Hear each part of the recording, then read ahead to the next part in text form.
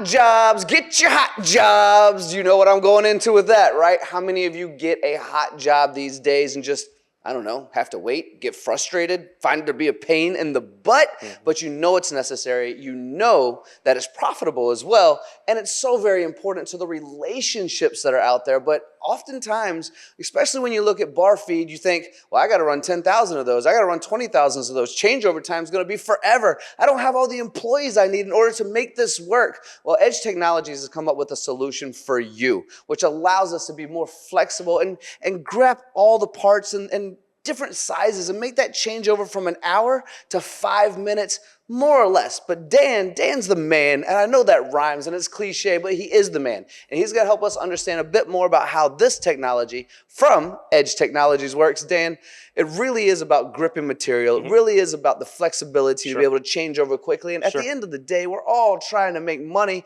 This helps. Invest a little bit more money, make a lot more money. Sure. Well, this product is the FMB Turbo 565 Auto Adjust, and you pretty much hit it on the head. It saves you time, and in saving time, it can save you money, frustration, and everything across the board.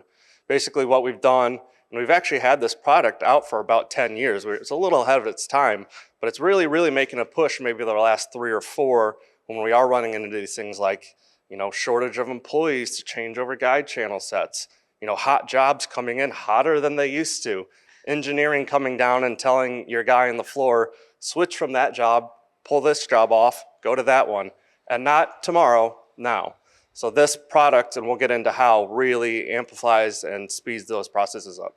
I want to get into both of those things immediately because I don't know which one should go first. It's a chicken or an egg type of thing, is dive into the technology or the reasons why we need the technology. So I'm just going to ask you, you mentioned 10 years was when it was first released, ahead of its time, which I think is important. What do you think the transition from 10 years ago to today has created the desire that we're seeing now for this machine? Sure. Well, one, it's a little more backed now. It's been out, so it's a little more accepted. However, the need is probably there more often than not. Maybe you had an extra operator who could take an hour 15 to change a guide channel out, and now that person simply isn't there anymore. Now maybe it's your programmer who has to swap job to job. Well, there's a lot more benefit to them doing their programming job rather than standing on the floor swapping out a guide channel set. So now simply by changing 2 parameters and swapping out a collet, you have a 5-minute channel or 5-minute changeover time, and now you're on to your next job. So that's really where that benefit comes through. So let's find out how this works. How does this hour to 5 minutes, this mathematical superiority that's going to help us all do the hot jobs, become more flexible, what's the mechanics behind it? Sure. So basically what it is we put in the max capacity guide channel set. So the machine's already set to run the max diameter that it can. What it does is it has a series of clamshells that adjust through the bar feeder, and all you're doing is changing 2 parameters in the controller and swapping out the bar feed collet, and you're ready to run your next size. Everything adjusts itself on center. The grippers adjust themselves, and the bar feeding into the channel itself all adjusts just with those parameter changes. And this is just a couple of buttons on the keypad, right? And it really is as simple as you're making it sound? Correct. Yeah, it's 2 keystrokes on the pad and a couple, Allen wrench and a couple set screws for the collet, and we're on to our next job. Traditionally or historically, how does this normally work in a machine shop? Yeah, so what it would be without the auto adjust system, it would be opening up all the guide channel sets and sliding out the sets one by one, which can be up to 15 pieces per guide channel set. It's keeping them organized, it's keeping them straight, it's making sure they go back in the same order, making sure all the sizes are still correct, and you've never overlapped your 38 millimeter and your 48 millimeter.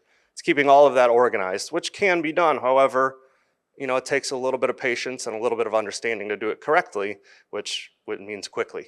Or ignore that, go with the auto adjust, and we're never changing out a guide channel set. All right, and patience is something you just don't get to have. You got to practice it. Yeah, patience a lot of people don't have, and something like this is much more convenient. There's a couple of topics that I think I need to bring up for you, and one is about the stability of the base and the connectivity on the side over there. And I believe you have a couple of collets as well. Did you want to show off some of those collets and also talk about the adaptation onto the machines and the reliability there? We'll start with the collets first, so we'll do it with the mic.